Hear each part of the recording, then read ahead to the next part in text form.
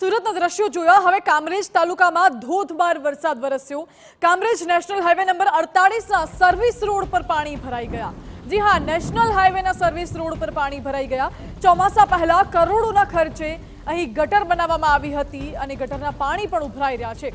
Service road પર પાણી ભરાતા સર્વિસ રોડ બંધ કરવાની ફરજ પડી છે। આ દ્રશ્યો જુઓ, જ્યાં ગાડી હંકારવી પણ મુશ્કેલ બની હોય તે પ્રકારના દ્રશ્યો નેશનલ હાઈવેના સર્વિસ રોડ પરથી સામે આવ્યા છે। હાલ તો સર્વિસ રોડમાં એટલા પાણી ભરાઈ ગયા કે સર્વિસ રોડને બંધ કરવાની ફરજ પડી અને હજુ તો ગટર સાફ સફાઈ કરાવવાની કામગીરી કરવામાં આવી જ હતી।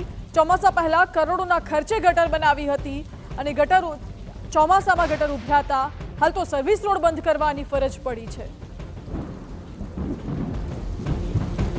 આ દ્રશ્યો કામરેજ તાલુકામાં આવેલા નેશનલ હાઈવે નંબર 48ના છે।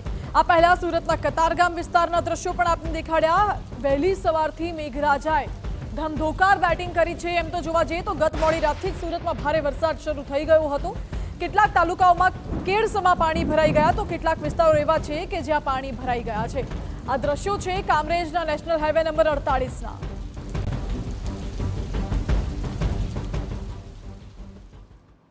તો આ તરફ સુરતના ગ્રામ્ય વિસ્તારોમાં ધોધમાર વરસાદ વરસ્યો। બારડોલી, કડોદરા, પલસાણા સહિતના વિસ્તારમાં ધોધમાર વરસાદ આવ્યો।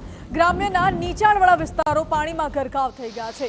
બારડોલીમાં ગટરમાંથી પાણી બહાર છલકાવા લાગ્યું અને ગટરિયા પાણી ઉભરાતા લોકોને ભારે હાલાકીનો સામનો કરવો પડી રહ્યો છે। જ્યાં જુઓ ત્યાં ચારે બાજુ પાણી જ પાણી નજરે પડી રહ્યું છે। ભારે વરસાદને કારણે રસ્તાઓ જળમગ્ન થઈ ગયા, વાહનો પાણીમાં ગરકાવ થઈ ગયા। વરસાદ વરસતા બારડોલીના નીચાણવાળા વિસ્તારોમાં પાણી ભરાઈ ગયા તો રોડ પર નદીઓ વહેતી હોય તેવા દ્રશ્યો જોવા મળ્યા।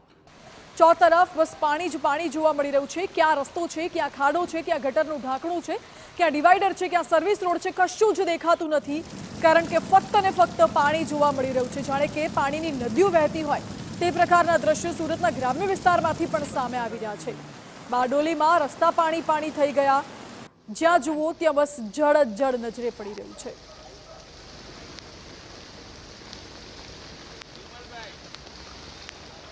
આ દ્રશ્યો જુઓ બારડોલી, કડોદરા, પલસાણા સહિતના ગ્રામ્ય વિસ્તારો કે જ્યાં ભારે વરસાદને કારણે વેપારીઓને પણ નુકસાન વેઠવવાનો વારો આવ્યો છે। દુકાન સુધી પાણી આવી ગયું છે। ન કોઈ દુકાનની અંદર જઈ શકે, ન કોઈ દુકાનની બહાર આવી શકે એવી પરિસ્થિતિ છે। જો અવરજવર કરવી હોય તો આવા પાણીમાંથી પસાર થવું પડે। મહત્વનું તો એ છે કે ગટરો પણ ઉભરાય છે અને લોકોએ ગંદા પાણીમાંથી અવરજવર કરવું પડે છે। મજબૂરી છે, રોગચાળો ફાટી નીકળવાનો ભય છે, લોકોમાં રોષ પણ છે। આ બીજી ટર્મ પણ પૂરી આવવાની તૈયારીમાં છે અને આ ગટરનું જે કામગીરી છે તે ખૂબ જ બેદરકારી ભર્યું છે।